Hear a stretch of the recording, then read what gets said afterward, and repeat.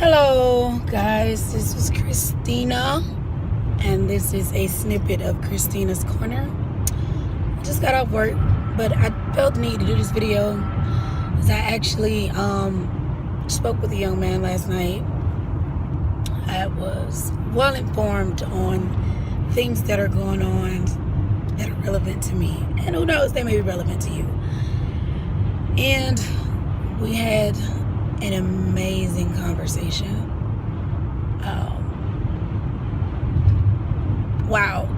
Just to know that there are people that exist that think on the same thought frequency as you is truly a feeling that I can't verbalize. There's really no words that I can put it into. Just the feeling of knowing that all of your years of not being able to connect with your peer group, always feeling like you were the one that were like slightly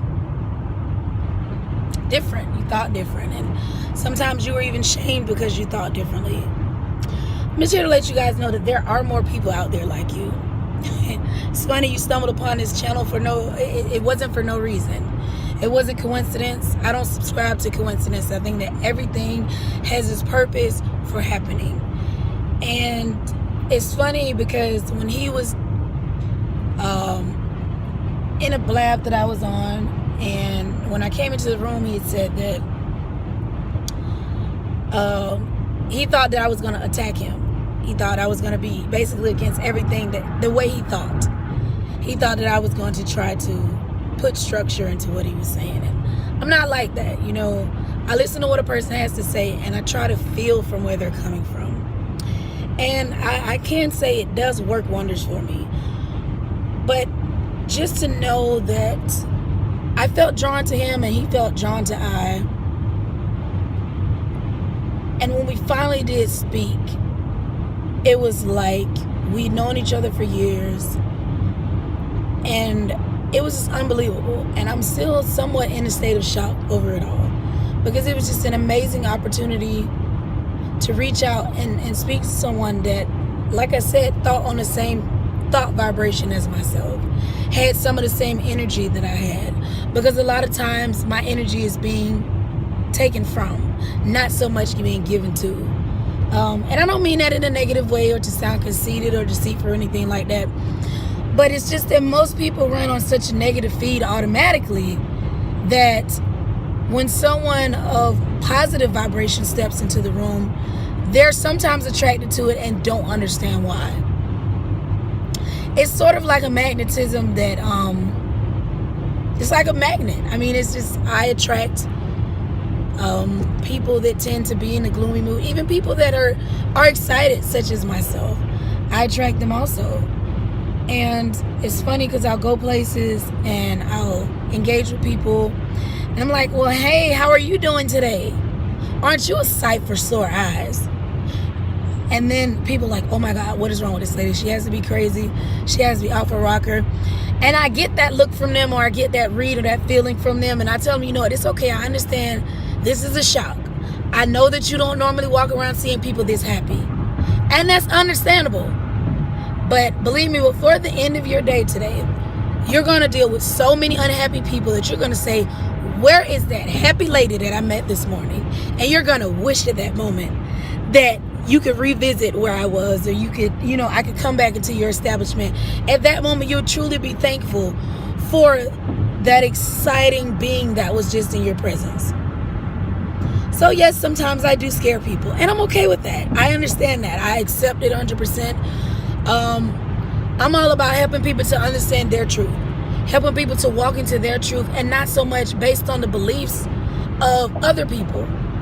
It's nothing wrong with wanting the things that you want. Just make sure that they're your wants and not things that people have appended their beliefs on you to want. And I'm going to close with this. Now, I can't remember exactly where I got this particular story from, but it touched me and it resonated with me, so I feel the need to say it. This is a guy that was married, and they were cooking a roast, or him and his wife were cooking a roast, and his wife said, honey, why didn't you cut the ends off of the roast? Well, I would imagine that the husband's mind or thought process was something like mine. So he questioned his wife about, well, honey, why would I cut off the ends of the rose? It's not like it's something that we can't eat. Like, why would I do that? And so the wife responded, I'm not sure. I just know this is what my mom always did. And so the husband was like, no, well, that's not enough for me. Let's call your mom. She was like, okay, that's fine. So they called the mom. And of course, his mother-in-law. Hey, Mom, I just want to know, I got a question, because your daughter told me she didn't really know why she did it, because she saw you doing it. So we want to know, why did you cut the ends off the rose? Okay, the mom took a second to think about it. And the mom said, you know what? I always did it because my mom always did it. Okay, so he was like, okay, well, that's still not enough for me. I need to know. So he was like, okay, we're going to call your grandma. So he called his grandma. And what he called her grandmother, I'm sorry.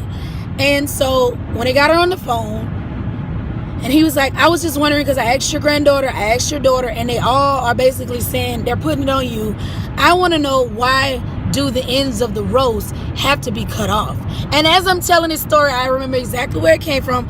I first initially heard this story from a speech that Zig Ziglar was doing. Amazing guy. But anyway, back to the story. The grandmother took a second to pause, and she said, well, I always cut my ends off because my pot was too small. And the moral of the story is, make sure whatever you're doing it for a reason that you understand. It's nothing wrong with tradition or anything of that nature. But this was a case where all of these generations, they were basically wasting food. Didn't have to cut off the ends of the roast at all, but because they refused to ask why, they never really knew the real reason behind it. Sometimes I think it's necessary for us to ask questions that normally we would not feel comfortable with asking. Because we could be doing the same thing. We could be cutting off the end of our blessing or our abundance based off what someone else did. There is really no one formula for success. You have to find what works for you and work it. Again, I'm driving. This is very unsafe. This has been Christina's Corner. I appreciate you guys taking out the time of your day to listen to what I have to say. And there will be more videos to come. I love you all. And I wish you guys prosperity and hope in your lives. And just to hold on, because your breakthrough is coming. Again, this is Christina's Corner. Please, if you have any questions, any comments, leave them below. Subscribe to my channel, and I will be seeing you soon. Bye, guys.